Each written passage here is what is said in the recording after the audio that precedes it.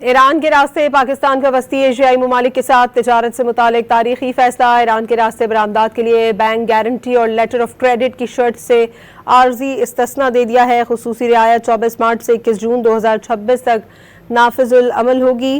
اسی بارے میں مزید بات کریں گے رون نیوز کے نمائندے طاہر شرانی سے۔ جی طاہر، بتائیے گا۔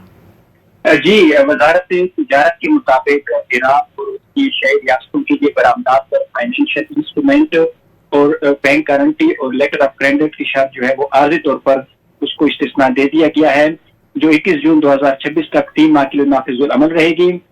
زمینی راستے کے ذریعے ایران اور آذربائیجان اور وسطی ایشیائی ممالک کو برآمد کی اجازت دی گئی ہے۔ حکومت نے برآمد کنندگان کو سہولت فراہم کرنے اور علاقائی تجارت بڑھانے کے لیے قدم اٹھایا ہے۔ ایران کو چاول، سمندری خوراک، آلو، گوشت، پیاز، مکئی اور پھلوں سمیت فارماسیوٹیکل مصنوعات اور ٹینٹس کی برآمد کی اجازت دی گئی ہے۔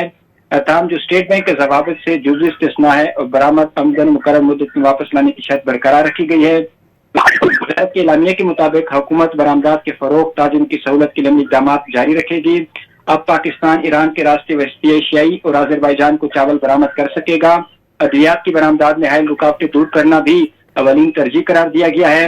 ایران کے راستے تجارت سے برآمد کنندگان کے اخراجات اور وقت میں نمایاں کمی آئے گی۔